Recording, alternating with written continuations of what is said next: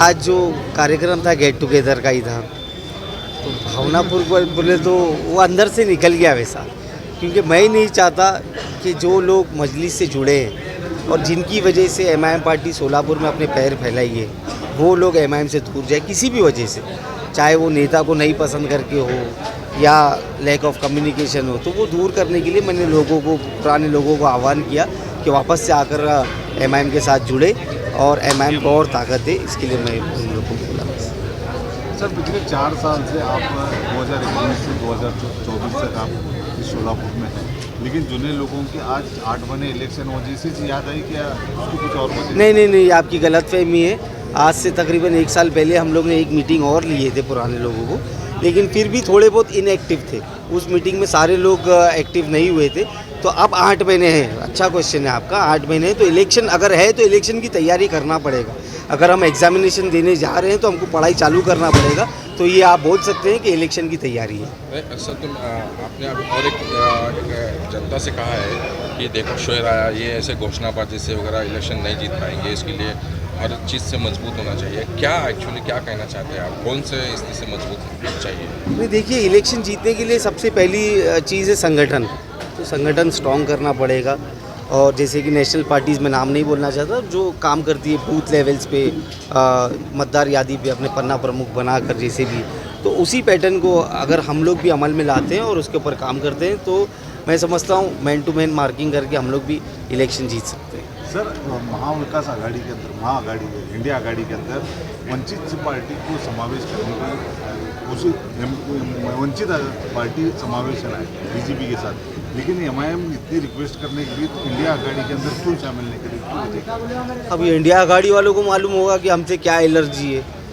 या बहुत आपने तो मेरे मतलब दिल की बात बोल दी है कि लोगों में ये सवाल रहता है बहुत कि आप लोग इंडिया में जुड़ जाओ, आप लोग इंडिया में जुड़ जाओ। तो आपने ये बता दिए पत्रकार होने के नाते कि एमआईएम वाले चाह रहे हैं इंडिया में जुड़ने के लिए, लेकिन ये इंडिया वाले हमको नहीं ले रहे। तो जो लोगों का सवाल था उसका जवाब आपने ही दे दिए कि एमआईएम चाहती है बीजेपी को रोकना और इंडिया आघाड़ी का हिस्सा बनना, जिसका ऐलान हमारे खासदार इम्तियाज़ जलील साहब ने भी कर दिए हैं। लेकिन इंडिया आघाड़ी वाले तो हमको एक्सेप्ट किए हैं, इंडिया आघाड़ी वाले हमको आघाड़ी में नहीं ले रहे। वो रीज़न उनको ही पता हो। सर, नीतीश कुमार अचानक आज बीजेपी में उनका मुख्यमंत्री बदलने जा रहे हैं कि इंडिया को छोड़कर फिर से वो एनडीए में जा रहे हैं, तो उसके ऊपर आपकी क्या राय है? देखिए, मैं बहुत छोटा हूँ उनके ऊपर कुछ बोलने के लिए, लेकिन उनका नाम पलटू राम है बोलते हैं, जो पॉलिटिक्स में बोला जाता है उनको।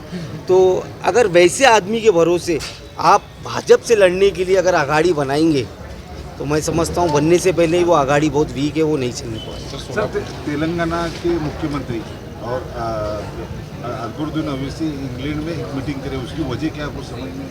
नहीं, ये लोग दावोस गए थे साथ में। मेरे अकबरुद्दीन ओवैसी साहब लंदन में थे और तेलंगाना के मुख्यमंत्री दावोस गए थे, शायद वापसी में वहाँ आए होंगे। तो ये कुछ ऐसी ज़रूरी नहीं है तो राजकीय नेता मिले तो कोई ना कोई वजह हो सकती है। लंदन है, घूमने की जगह है, दोनों मिलके घूम रहे होंगे। सोलापुर में फ्यूचर में असद ओवैसी या तो अकबर ओवैसी इनकी सभा होने वाली है नहीं? 100% होगी, और एक नहीं होगी, बहुत सारी होगी। Wait and watch. Sir, Lok Sabha का कोई उम्मीदवार एमआईएम का होगा? अभी फ़िलहाल तो नहीं है। हमारे अनवर सादात साहब आए हुए हैं, वो इसी बात पर हम लोग ने चर्चा की है कि क्या हालात है, कैसा है, क्या है देखना। और ये सोलापुर की सीट रिज़र्व्ड है, तो रिज़र्व्ड उम्मीदवार ढूंढना पड़ेगा। तो अभी हम लोग की तहकीकात चालू है, लेकिन अब तक कुछ तय नहीं। सर, शहर मध्य की खाली ये तैयारी है या दक्षिण उत्तर के इलेक्शन के लोग विधानसभा की तैयारी है? मेरे हाथ में सोलापुर जिला है। सोलापुर डिस्ट्रिक्ट में मेरे ख्याल से 11 मतदार संघ आते हैं मेरे ख्याल से। जहाँ फेवरेबल दिखेगा एमआईएम अपने उम्मीदवार वहाँ पर उतारेगा। सोलापुर में पिछले महीने नीतीश राणे आकर गए, उसके बाद थोड़ा सा बवाल हो गया था, और सोलापुर में कल आ रहे हैं नीतीश राणे, क्या कहना चाहेंगे? बस मैं यही बोलूँगा हमारे पुलिस डिपार्टमेंट से, कमिश्नर साहब से, कि उनके आने पे रोक लगाई जाए, उनको परमिशन नहीं दी जाए, क्योंकि उनके आने के बाद लॉ एंड ऑर्डर सिचुएशन ख़राब होता है। वो जो जहरीले टीका टिप्पणी करते हैं एक विशेष समाज के ऊपर, तो मैं नहीं समझता कि ये हमारे कानून में इसकी इजाज़त है। तो मैं बोलता हूँ कि हमारे सीपी साहब इसको रोकना चाहिए, और जो जुल्म हो रहा है बच्चों पर उसका उन्हें इंसाफ मिलना चाहिए।